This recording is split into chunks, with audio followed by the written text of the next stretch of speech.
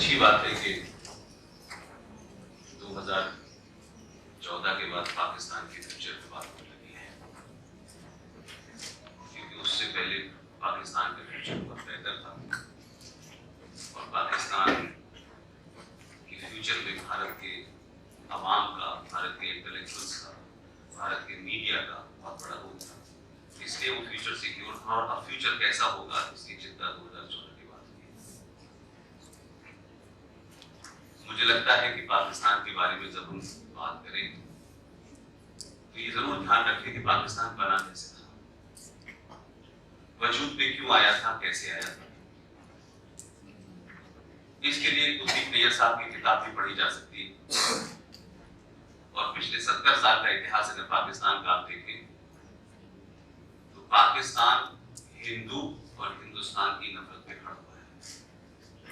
ये बात अलग है, इस बात को छुपाने के लिए वो कभी अपने आप को कहता तो है कि वो इस्लामिक रिपब्लिक ऑफ पाकिस्तान है, लेकिन पूरे पाकिस्तान का मतलब सिर्फ इतना ही है, पाकिस्तान मीन्स पंजाब। उसके अलावा पाकिस्तान में ऐसी कोई चीज नहीं है जिसे आप ये कहें कि एक रिपब्लिक देश है, डेमोक्रेटिक देश है। और पाकिस्तान के बारे में हमारे यहाँ जो हमारे डिप्लोमेट्स हैं वो तो क्योंकि उस सर्किल में रहते हैं, कभी न कभी पाकिस्तान की पोस्टिंग हुई होगी, कभी न कभी पाकिस्तान गए होंगे। हमारे यहाँ जो हिंदुस्तान में मुसलमान हैं उनके बारे में भी लोगों की राय जो है उतनी ही कंफ्यूजिंग है जितनी पाकिस्तान के बारे में।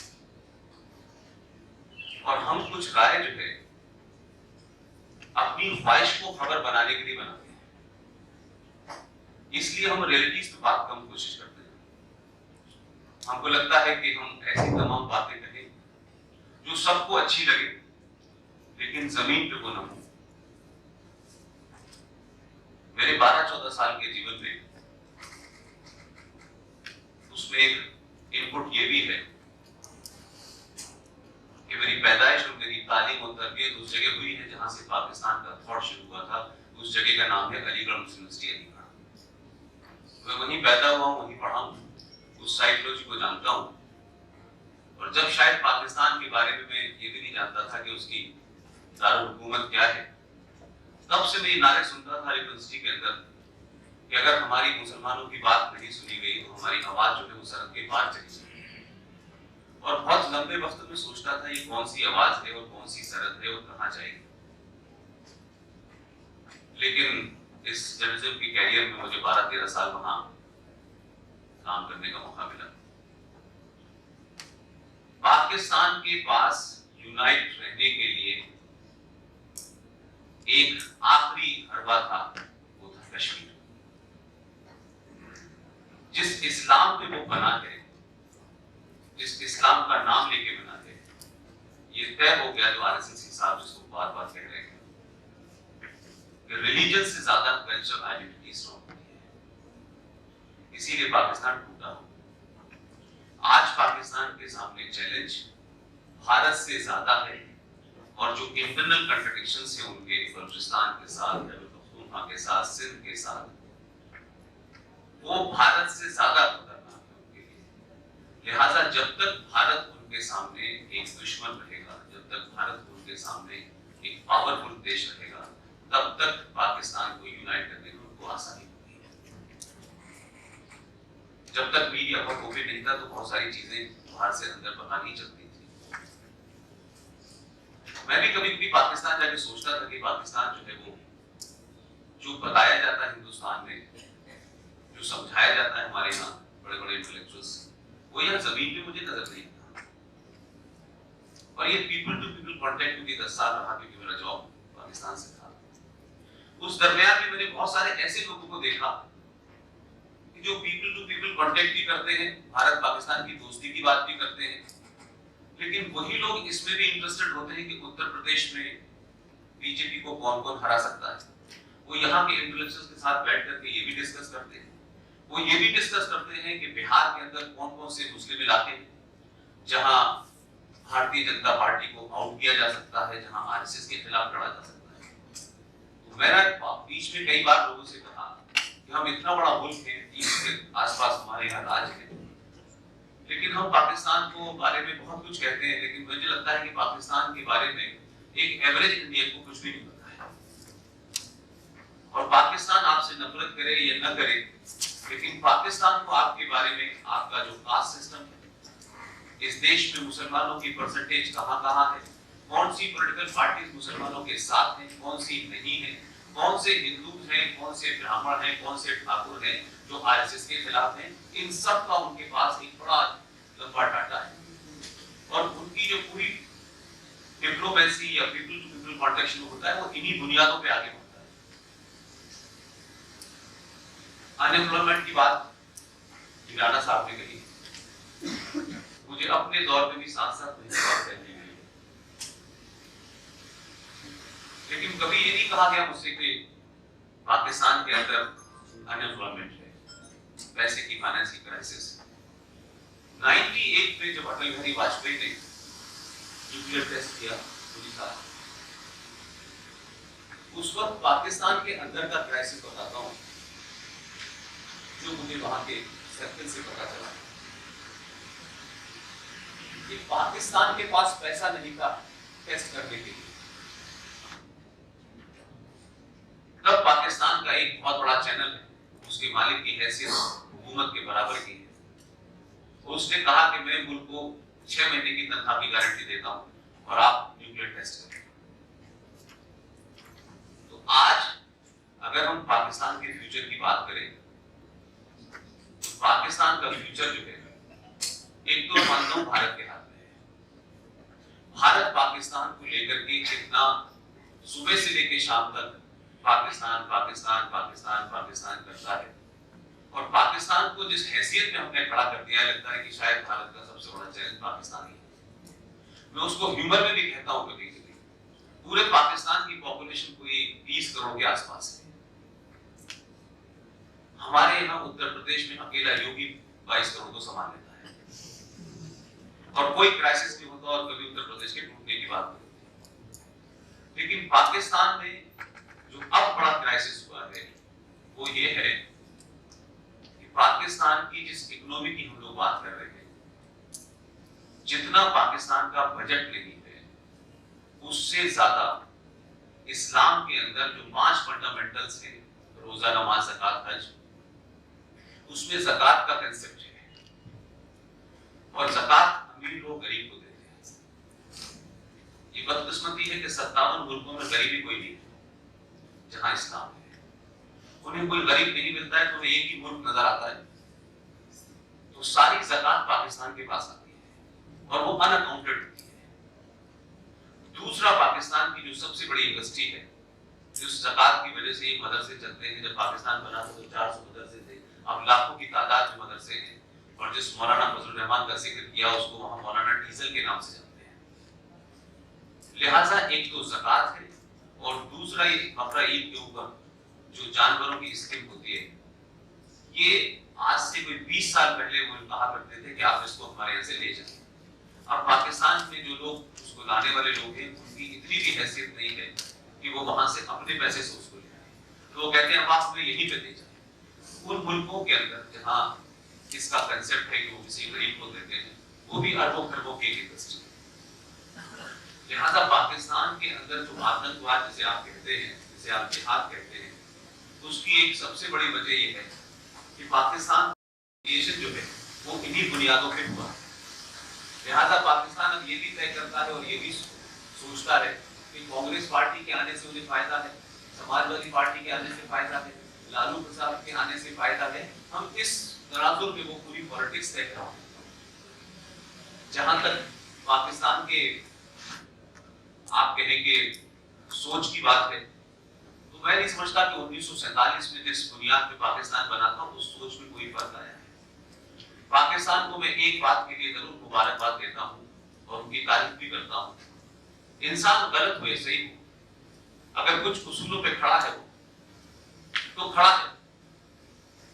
उन्होंने पहले दिन से लेकर आज तक कभी इस बात की न कोशिश की, न इस बात के लिए कोई बहुत ज्यादा मुहिम चलाई गई ये बात अलग है कि कुछ सर्टेन क्वार्टर में और हमारे देश में तो इसके लिए लोग दीवान की तरफ कहते हैं कि ये जो भाईचारा होना चाहिए दोनों मुल्कों के बीच में, देखने में हम भी ऐसे हैं, देखने में वो भी ऐसे हैं, और वो भी ऐसे खाते हैं और हम भी ऐसे खाते हैं। ऐसे लगता है जैसे पाकिस्तान अगर नहीं बना था तो वो चिंपैंजी थे और हम इंसान थे, या हम चिंपैंजी है वो इंसान थे भाई। ऐसा उसमें क्रिएट किया जाता है कि वो हमारी तरह ही खाते हैं, दुनिया हमारी तरह ही खाती है। तो उसकी वजह से हुआ ये है कि इस इंडस्ट्री को भारत की तरफ से ज्यादा इनिशिएटिव किया गया, और ये भारत की पॉलिटिकल जो भी डिस्पेंसेशन थे उनको सूट करता था कि ये इंडस्ट्री चलती रहे, कि भारत पाकिस्तान के बीच में दोस्ती होनी चाहिए। लेकिन 3 युद्ध जो लड़े गए उसमें आखिरी युद्ध 71 का था। उस 71 के बाद ये तय हो गया कि भारत के साथ पाकिस्तान कन्वेंशन युद्ध नहीं लड़ सकता। आप सोचिए कि ये जो पीस की इंडस्ट्री थी ये लगातार जारी थी, और यहां तक हाल था कि कुछ लोग तो हुकूमत में इतने मजबूत थे कि चीजें तय करा देते थे उस इंडस्ट्री की वजह से। लेकिन पाकिस्तान में मैंने वहां भी कहा, लाहौर के प्रेस क्लब में कहा, पेशावर के प्रेस क्लब में कहा कि भाई आप भारत से दोस्ती चाहते हैं, भारत तो 3 बार आपने हमला किया, 3 बार हमने उसका जवाब ही दिया, ना तो आपकी हमने जमीन कब्जा की, ना ही हमने आपके आर्मी लोगों को पकड़ा और उनको अपने यहाँ रखा, लेकिन आपकी पॉलिसीज में पीस भारत के लिए क्या है? आप ये तो तय करें कि आप हमें देने क्या चाह रहे हैं। तो पूरा पाकिस्तान और पूरा मीडिया उनका सब कुछ बात कर लेगा, लेकिन कश्मीर के ऊपर जो आईएसआई का स्टैंड है वही वहां के मीडिया का स्टैंड है, वही इंटेलेक्चुअल का स्टैंड है। ये बात अलग है कि हमारे यहाँ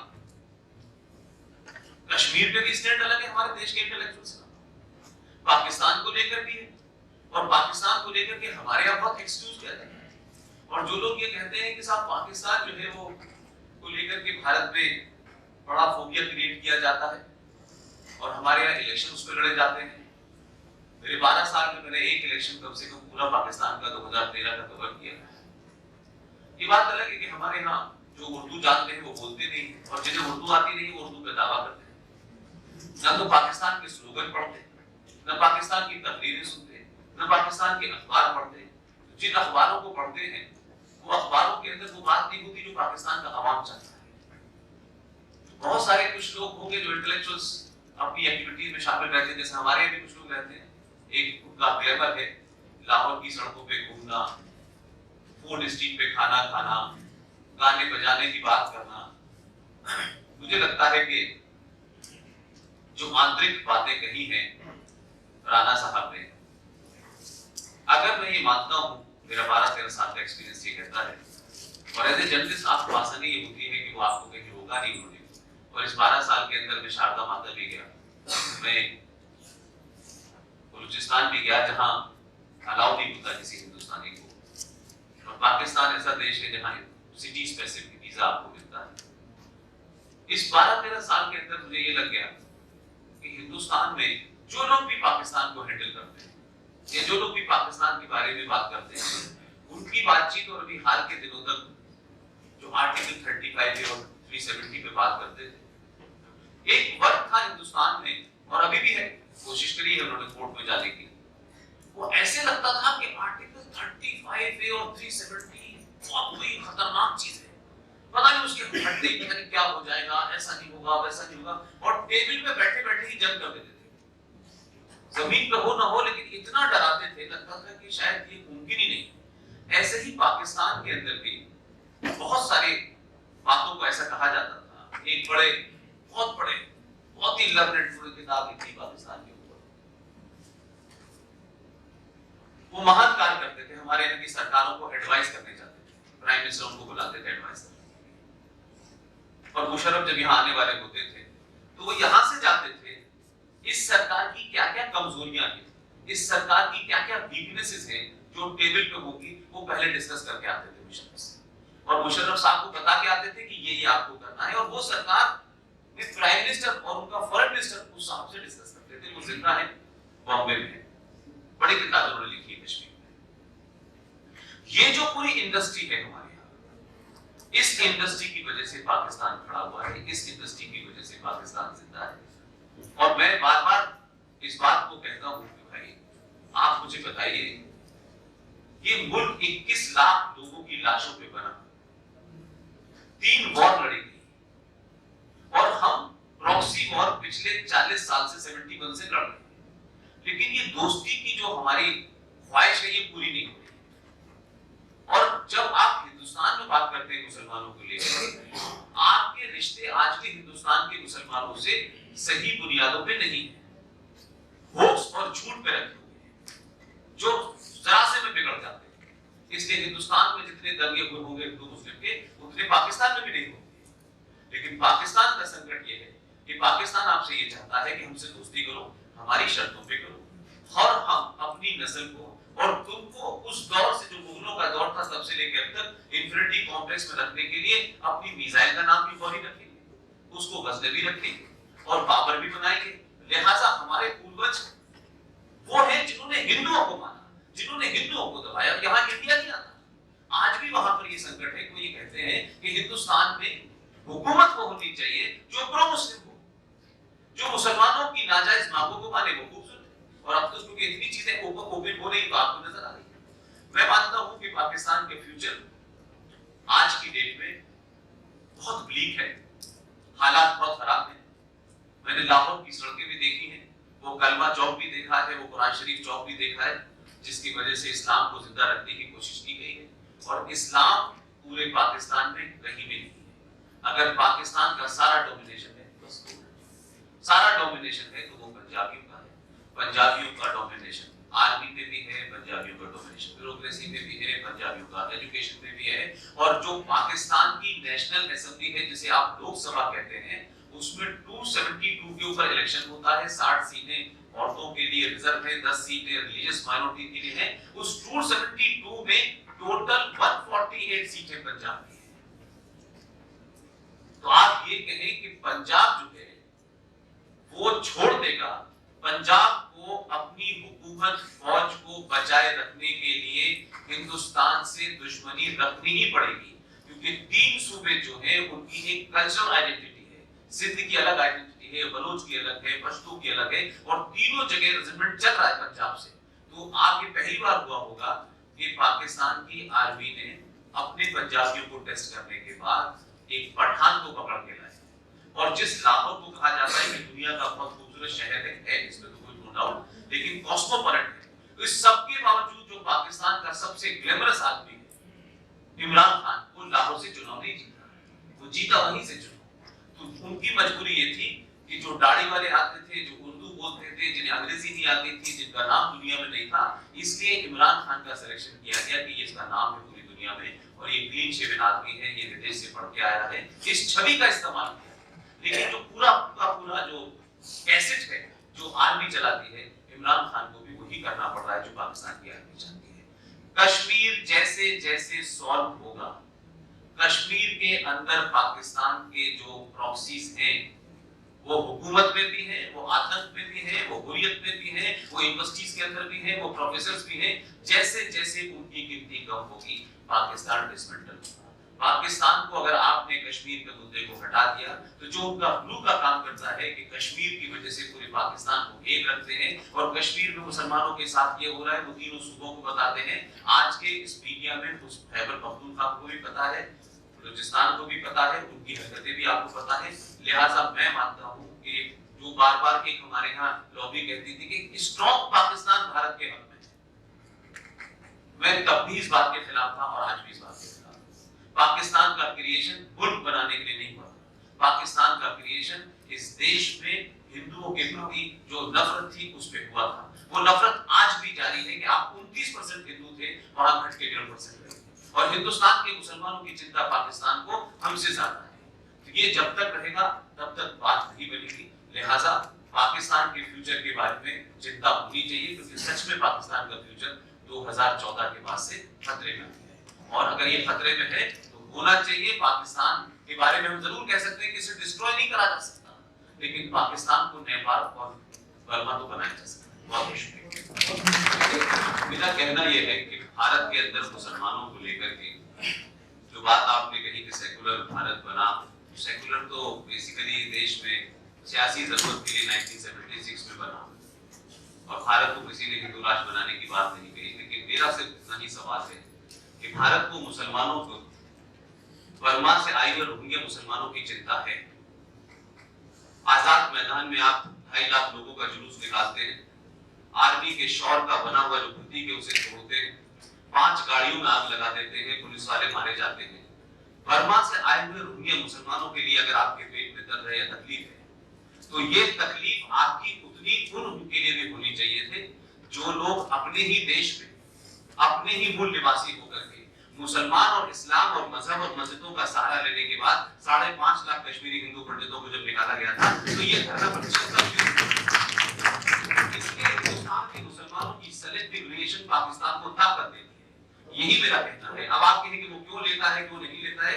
आपने तो अपने सगे भाई बहन जो हिंदुस्तान से पाकिस्तान चले गए, 27,000 मुसलमानों को कराची में मारा गया, लेकिन इस देश में एक धरना प्रदर्शन नहीं हुआ। लेकिन यहाँ के मुसलमान फलस्तीन में लगने वाली गोली के लिए बहुत चिंतित होते हैं। तो ये जो डबल स्टैंडर्ड है, इससे पाकिस्तान को ताकत मिलती है। दूसरा, अभी एक सवाल किसी ने पूछा कि वो पाकिस्तान को, मैंने कहा कि आप चाइना को सॉरी नेपाल या भूटान बनाते हैं तो वो चाइना।